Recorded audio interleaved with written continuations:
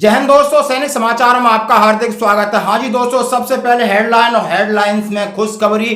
3 महीने का OROP 3 का एरियर हो गया क्रेडिट। रात को हुआ है क्रेडिट। किसका हुआ किसका नहीं हुआ आगे मैं बात करूंगा। जिसका कोजेंडम PPO इश्यू नहीं हुआ है परेशान हो कि हमने सीधा स्पर्श में बात किया। उन्होंने हमें क्या बताया, आखिर क्यों हो रही है देरी और सबका पैसा आएगा। यदि आपका पेंशन क्रेडिट का मैसेज नहीं है तो दोस्तों बिल्कुल 30 तारीख को आएगी, इसके बारे में भी बात किया। और दूसरी बड़ी बात, यानी माननीय राष्ट्रपति महोदय ने सैनिकों को दिया सीधा संदेश।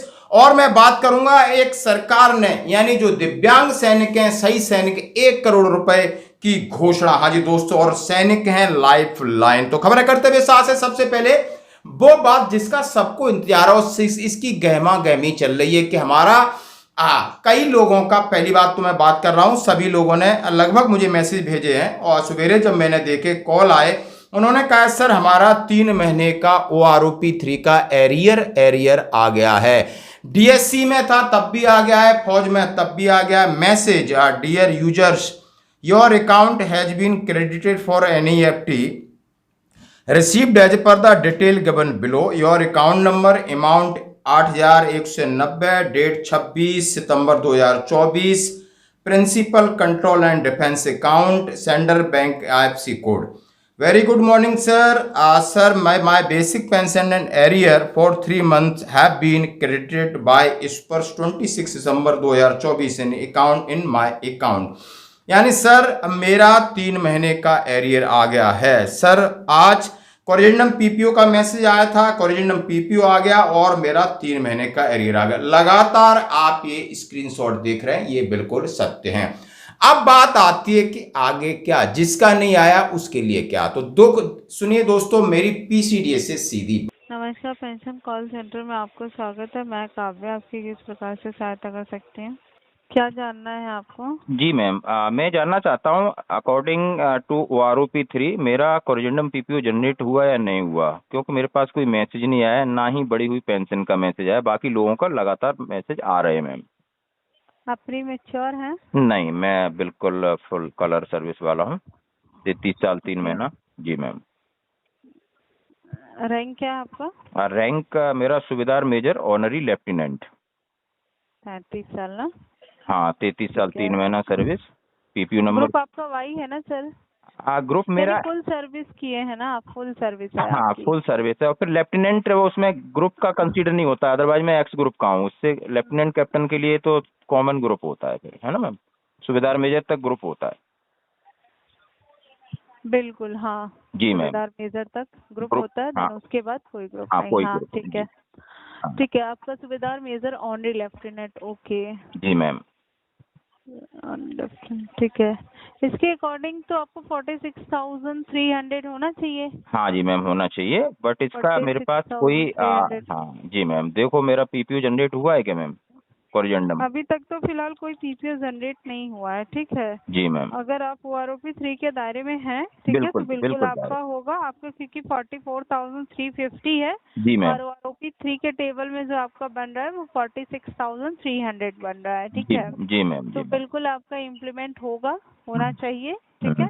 जी मैम। आप वेट कर लीजिए। फिलहाल आज की डेट में अभी तक तो PPO नहीं बना है। 10:45 हो रहा है समय, जी मैम। ठीक है। तो आप वेट कर लीजिए, अगर PPO जनरेट होता है तो आपको मैसेज। हाँ, बहुत सारे लोग हैं उनकी सर्विस 33 ईयर्स है, लेकिन उनको 46,300 की जगह 41,200 दिए जा रहे हैं लोगों ने। मैंने आज सवेरे भी न्यूज में डाला है। मैं भी, अब मैं कोई कंसर्निंग अधिकारी MOD में भी, DSW में बात कर रहा हूँ, तो उन लोगों को 41,200, जब इसका table number according to table number 7 मेरे पास पूरी है ट्रांस, तो उसमें तो ये गलत क्यों दे रहे हैं PCDA? किस तरह, मेरी समझ में नहीं आ रहा कि इस पर कैसे काम कर रहा है। जो उनका सीधा लिखा है और पूरी अथॉरिटीज हैं, और लोग इतने परेशान हो रहे हैं कि सर मेरी तो 41 आ रही, मेरी अकॉर्डिंग टू दिस टेबल 46,300 होनी चाहिए, बिकॉज कि 32 + 5 ईयर्स के ऊपर, चाहे आप लेफ्टिनेंट हैं कैप्टन ने 46,300 कर दिया है। और एक्स ग्रुप का सूबेदार मेजर, उसकी भी 46,300 है। एक्चुअली मैं एक्स ग्रुप से भी हूँ, मुझे मालूम है। तो लोगों को इतनी परेशानी होती है। बात जब मैंने उनसे कहा कि हमारा JC नंबर ये है, रैंक ये है और स्पर्श PPO नंबर ये है, मेरा करंट स्टेटस जो कि उन्होंने क्या आप OROP 3 के दायरे में आते हैं? मैं बोला यस। क्या आप प्रीमेचर हैं या फुल सर्विस? मैं बोला फुल सर्विस।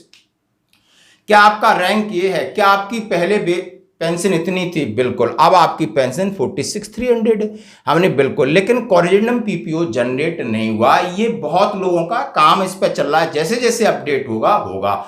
आप इंटाइटल्ड हो इतने ही, आपको टेबल नंबर 7 के हिसाब से आपकी इतनी पेंशन रैंक और सर्विस के हिसाब से बन रही है। हमने कहा हाँ जी, ये आपको जल्दी सूचित कर दिया जाएगा, जल्दी आ जाएगा। और 30 तारीख तक हम कोशिश कर रहे हैं कि सभी का कोरिजेंडम PPO जनरेट हो जाए, सभी को एरियर मिल जाए और सभी को बढ़ी हुई पेंशन मिल जाए। मैंने कहा कि हम बहुत सारे सैनिकों के साथ काम करते इसको लेकर, लेकिन एक गंभीर विषय बताया कि बहुत सारे ऐसे लोग हैं जिनका टेबल नंबर 7 में है 46,300 और दिया है उनको 41,200। उनके लिए उन्होंने कहा कि ये सॉफ्टवेयर ऑटोमेटिक जनरेटेड है, कहीं ना कहीं प्रॉब्लम है। और एक की नहीं, कम से कम 100 लोगों की इस तरह मैसेज हैं, तो घबराए नहीं। उन्होंने कहा कि पुराना PPO अपनी सर्विस डिटेल और नया पेंशन मैसेज टेबल नंबर 7 अपने हिसाब से भेजें, अपलोड करें, एक ग्रेविंस करें, सुधार होगा, एरियर होगा और बेसिक पेंशन में आपकी बढ़ोतरी 100% होगी। घबराने की जरूरत नहीं है। फिर उन्होंने कहा जिसके कोरिजेंडम PPO इशू नहीं हुए उसके लगातार बनाए जा रहे हैं। और दूसरी बात उन्होंने कहा है कि पेंशन क्रेडिट का मैसेज नहीं आया तब भी आपकी पेंशन आएगी। लेकिन दोस्तों, यदि आपका कम्यूटेशन का भी आपका कोरिजेंडम PPO में कुछ हिस्सा ज्यादा कटने का मैसेज आ गया तो मेरी ये सलाह है आप PCDA में जरूर बात करें। PCDA में संपर्क करें 1800-180-5325 और ये नंबर लगेगा, जैसे आप लगा के छोड़िए। ऑलरेडी आज जब आगे एंगेज आ रहा है तो कोई बात नहीं, जैसे उनका कट जाएगा आपका कनेक्ट हो जाएगा। और दूसरा नंबर 0532 जो मेरे से चाहिए आप ले लेना, और भी नंबर चाहिए ले लेना, लेकिन ये टोल फ्री नंबर लग जाता है। थोड़ा रस है, थोड़ा सा आप भरोसा रखें दोस्तों। तो ये थी पूरी, आप हमारा ऑडियो भी सुन सकते हो। ये सबके लिए खुशी की बात है कि आपकी सारी चीजें धीरे धीरे PCDA से क्लियर हो रही हैं दोस्तों। तो आप बढ़ते हैं अगली खबर की तरफ। हाँ, सबसे बड़ी खबर है कि युद्ध और आतंकी हमले में दिव्यांग हुए सैनिकों को 1 करोड़ तक की मदद देगी मध्य प्रदेश सरकार ने पहला कदम लिया है। भले ये सरकार कर्जे में, भले ये सरकार कैसे, लेकिन सैनिकों के लिए इन्होंने बढ़ चढ़कर काम किया और ऐसा हो रहा है। हाँ जी दोस्तों, युद्ध और आतंकी या आर्मी ऑपरेशन में दिव्यांग सैनिक अब सरकार अब 10 लाख रुपए की बजाय 1 करोड़ रुपए की आर्थिक सहायता देगी। आर्थिक मदद दिव्यांगता के प्रतिशत के आधार पर दी जाएगी। शहीद सैनिकों के माता पिता को दिए जाने वाले अनुदान को 5,000 से 10,000 कर दिया गया है। भारतीय सेना में शामिल मध्य प्रदेश की बेटियों के माता पिता को राज्य सरकार सालाना 20,000 रुपये सम्मान निधि देगी। यदि आपकी बेटी सेना में है तो 20,000 रुपये सम्मान निधि, ये 10,000 रुपये थी। शहीद या दिव्यांग सैनिक की बेटी या बहन के विवाह पर सरकार की ओर से 10,000 की बजाय 51,000 का अनुदान मिलेगा। मुख्यमंत्री डॉक्टर मोहन यादव की अध्यक्षता में मंगलवार को मध्य प्रदेश राज्य सैनिक कल्याण बोर्ड की 20वीं बैठक में ये फैसले लिए गए। इसके साथ ही शहीद सैनिकों के आश्रित को दिए जाने वाली 1 करोड़ की आर्थिक सहायता अब एक निश्चित समय में प्रदान की जाएगी। सेना द्वारा घोषित बैटल कैजुअलिटी की मान्यता को आधार मानकर यह सहायता दी जाएगी। इसके साथ ही रिटायर्ड सैनिकों को गन लाइसेंस के लिए एक समय सीमा तय की जाएगी। मुख्यमंत्री डॉक्टर यादव ने कहा कि भूतपूर्व सैनिकों उनके परिवार के हितों के संरक्षण संवर्धन राज्य सरकार की प्राथमिकता है। सीएम ने शहीद के परिजनों भूतपूर्व सैनिकों के गन लाइसेंस को नवीनीकरण निःशुल्क करने का परीक्षण करने का गृह विभाग को आदेश दिया है। द्वितीय विश्व युद्ध के नॉन पेंशनर पूर्व सैनिक शहीद सैनिक विधवाओं को मासिक सहायता 8,000 से बढ़ाकर 15,000 कर दी है। मध्य प्रदेश में लगभग 70,000 भूतपूर्व सैनिकों, 30,000 मौजूदा सैनिक हैं।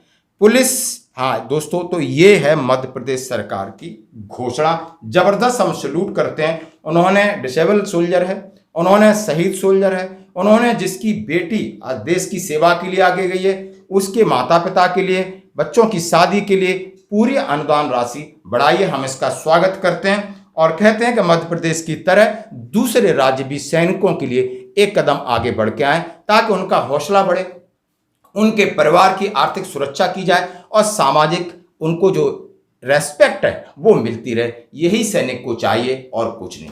तो दोस्तों, बढ़ते हैं इसी कड़ी में, यानी हमारी महामहिम राष्ट्रपति यानी तीनों सेनाओं की सर्वोच्च कमांडर आज ग्लेशियर में उन्होंने एक ऐतिहासिक दौरा किया है। और ऐतिहासिक दौरे के दौरान उन्होंने सैनिकों से मिले। उन्होंने ये कहा, ये मेरे लिए सौभाग्य की बात है कि मैं आपसे मिलने आया हूँ। ये सौभाग्य की बात है कि मैं तीनों सेनाओं की सर्वोच्च कमांडर हूँ। ये आपके लिए सौभाग्य की बात है कि सभी देशवासी आपकी बहादुरी को सलाम करते हैं। आप सभी जवानों और अधिकारियों से यहाँ आकर और मिलकर मेरी इच्छा पूर्ण हुई। मैं आप सबसे मिलकर बहुत खुशी का अनुभव कर रही हूँ। तीनों सेनाओं की सर्वोच्च कमांडर के रूप में मुझे आप सब पर विशेष गर्व का अनुभव हो रहा है। सभी देशवासी आप सबकी बहादुरी को सलाम करते हैं। मैं सभी देशवासियों की ओर से आप सबके लिए विशेष सम्मान व्यक्त करती हूँ। कुछ देर पहले मुझे मार्टियर्स मेमोरियल में श्रद्धा सुमन अर्पित करने के लिए अवसर मिला। मुझे बताया गया है कि जवानों ने हजारों से ज्यादा देश के लिए अपना आत्म बलिदान दिए। केवल जवान नहीं, जवानों को सहयोग करने वाले लोग भी देश के लिए समर्पित हो गए हैं। भारत माता की रक्षा के लिए सर्वोच्च बलिदान करने वाले सभी बहादुर सियाचिन वॉरियर्स की पावन स्मृति को मैं सादर नमन करती। देश के इस अत्यंत महत्वपूर्ण क्षेत्र की रक्षा के लिए ऑपरेशन मेघदूत की शुरुआत आज से लगभग 40 वर्ष पहले अप्रैल 1984 में शुरू हुई थी। तब से लेकर आज तक भारतीय सेनाओं के बहादुर जवानों और अधिकारियों ने इस क्षेत्र की सुरक्षा सुनिश्चित की है। आप सबकी तथा आपके पूर्ववर्ती अधिकारियों और जवानों की जितनी भी तारीफ की जाए कम ही है। आप सब सीवियर वेदर कंडीशंस का सामना करते हुए भारी बर्फबारी और -50 डिग्री टेम्परेचर जैसे विकट स्थितियों में आप सब अपने मोर्चों पर पूरी निष्ठा के साथ सरहद के साथ ये तैनात रहकर देश की सुरक्षा कर रहे हैं। मातृभूमि की रक्षा के लिए आप सब त्याग और सहनशीलता के असाधारण उदाहरण प्रस्तुत किए। मैं सभी देशवासियों की तरफ से मैं आपको हार्दिक आभार जताने आपके पास आया हूँ। आप उनको देखिए, जैसे ही वो वहाँ से आर्मी के एक हेलीकॉप्टर से रिसीव किया जाता है, फिर सेना एक सोल्जर की वेशभूषा में सैनिकों के बीच रहती हैं, उनके साथ चाय पानी करती हैं, तो कितना सौहार्दपूर्ण एक मैसेज जाता है कि हमारी सर्वोच्च कमांडर हैं और महिला हैं। और इतनी दरिया दिली दिखाई कि ग्लेशियर में जाकर के सेना ट्रूप्स को पहुंचा, वहां पर शहीद स्मारक में जाकर के इन्होंने जो शहादत हुई 1965 से, उनको जाकर उन्होंने पुष्प चक्र अर्पित किया और वहां पर संवेदनाएं व्यक्त की कि यानी आपका आत्म बलिदान, शरीर बलिदान, परिवार का बलिदान, ये सर्वोच्च बलिदान है इस देश की एकता अखंडता के लिए। यानी ऐसा सैनिक, ऐसा एग्जाम्पल कोई और नहीं दे सकता है। अब मैं बात करूंगा एक महिला के इस वीडियो की, जहां पर सैनिकों पर लोग अंगुली उठाते। उन्होंने कहा है कि सेना और सैनिक लाइफ लाइन है जम्मू कश्मीर की, और ये सत्य भी है। यदि सैनिकों पर कोई सवाल उठाता है तो उससे गलत इंसान हो नहीं सकता है। चाहे उनको मेडिकल एड्स चाहिए, चाहे उनको एजुकेशन की एड्स चाहिए, अवेयरनेस प्रोग्राम है, उनकी सुरक्षा है, उनकी चिकित्सा है, उनके खाने पीने तक, उनके घरों तक जितनी सुविधाएं सेना कर रही है जम्मू एंड कश्मीर में, उतना कोई भी किसी भी सर्विस में रह के, जो कहते हैं उनका फ्री सेवा कोई नहीं कर सकता है। ड्यूटी सभी करते हैं, तनख्वाह सभी लेते हैं, लेकिन एक सैनिक होता है वो ड्यूटी नहीं करता है, वो मानवता के तहत सेवा करता है। ये सत्य है। और जब आप ये समझ जाओगे कि सैनिक किस तरह सेवा करता है, उस दिन आप सैनिक और सेना के मूल्य को समझ जाओगे। आज की खबरों में इतना ही, बने रही हमारे साथ। तो मेरी तरफ से सलूट है सबको यहाँ पे, और इंडिया आर्मी को भी सलूट है, और हमारी यहाँ पे पुलिस डिपार्टमेंट की सबको सलूट है मेरी तरफ से, क्योंकि ये लोग ना होते हम सेफ ना होते। बॉर्डरों के लोग, हम अगर सेफ हैं तो आर्मी की वजह से सेफ है। आर्मी हमारा घर चलाती है, गरीब का घर चलाती है, और सब कुछ आर्मी यहाँ पे करती है। उनको थू लानत पड़े जिन्होंने ऐसी बात की है। कश्मीरी आजाद कश्मीर नहीं चाहता, आप हिंदुस्तानी? नहीं, हम हिंदुस्तानी है, हमें फक्र है, हम इस मुल्क में हम पैदा हुए। मैं कहती हूँ हर बार अगर कोई जन्म है तो मुझे इस हिंदुस्तान में पैदा होना चाहिए।